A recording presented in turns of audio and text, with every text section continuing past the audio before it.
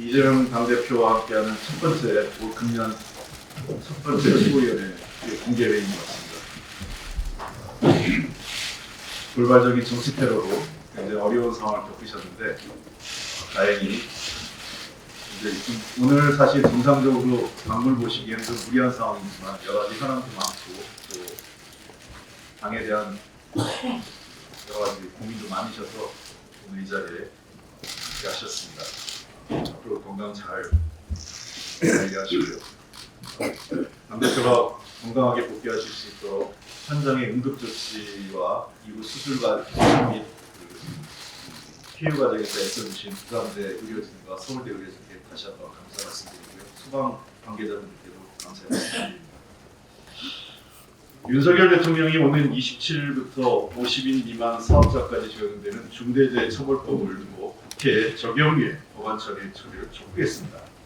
매우 유감스럽습니다. 윤석열 대통령은 여전히 사람보다는 돈이 더 중요하신 것 같습니다. 옛말에 사람 나고 돈 나지 돈 나고 사람 나지 않았습니다. 정치는 본령이 국민의 생명과 안전을 지키는 것이 최우선입니다. 그 다음이 국민의 재산을 지키는 겁니다. 윤석열 대통령께서는 현장에서 노동자들이 어떤 위험한 환경에서 일하고 있는지 모르십니까? 아침에 가족들과 인사하고 갔다가 돌아오지 못하는 가장, 아들, 남편 있습니다. 그분들의 아픔을 아십니까? 민주당은 중대재해처벌법 유예와 관련돼서 여러 가지 얘기를 했습니다. 특히 세 가지 원칙을 반복해서 제안했는데 어느 하나 정부가 성의를 보이지 않고 있습니다. 그 어떤 준비도 없이 무응답으로 일관하며 적용유예에 관련돼서 여러 몰이만 하다가 이제 불과 열흘 앞두고 2년 추가 유예 법안을 국회 보고 처리하라. 거의 일반 통보 수준입니다. 국회가 무슨 통보부입니까? 대통령이 시키면 다 하는 게 국회입니까? 국회를 무시하는 대통령의 인식을 그대로 보여주고 있습니다. 언제까지 즉흥적으로 국정을 운영하실 겁니까? 대통령이 해야 할 것은 법안 처리 요구가 아니라 행정부 수반으로서 지난 2년간 아무것도 제대로 하지 못한 것에 대한 사과와 함께 실질적인 대안을 마련해 오는 것입니다. 작년 12월 발표된 고용노동부 2022년 산업재해 현황 분석에 따르면 전체 산재 사망자 2,223명 중 무려 61%인 1,372명이 50인 미만 사업장에서 발생하고 있습니다. 근데 그대로 유예해달라는 겁니까? 아무런 대안도 없이? 제가 여러 차례 말씀드렸습니다. 무엇보다 중요한 것은 중대재해처벌법 이행과 산업 현장 안전관리감독을 책임질 산업안전보건청을 설치해달라고 얘기했습니다. 산업안전보건청 설치 없이 정부가 마치 할 일을 다 한 것처럼 국민을 속이는 것은 중대재해처벌법이 제정되기 전까지 희생된 노동자들을 전혀 존중하지 않는 것입니다. 지금도 전국의 산업 현장에서 사망사고와 부상으로 고통받고 있는 국민들을 실망시키고 있는 것입니다.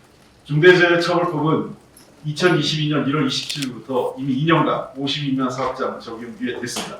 이 기간 동안 정부는 현장에 준비를 했어야 되는데 하지 않은 것입니다.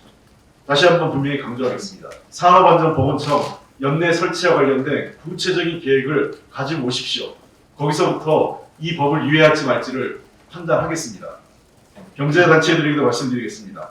야당에게 법안 통과를 부탁하지 마시고 정부에게 산업안전보건청 설치를 촉구해 주십시오.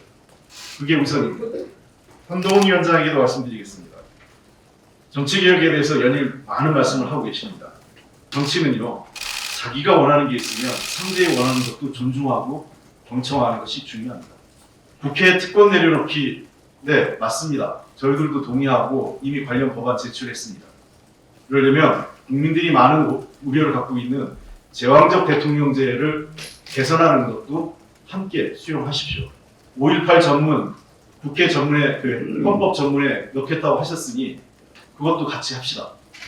아울러 기후변화, 저출생, 고령화에 따른 인구위기 등도 함께 대책도 해서 필요하면 헌법에 반영할 수 있도록 함께 논의합시다.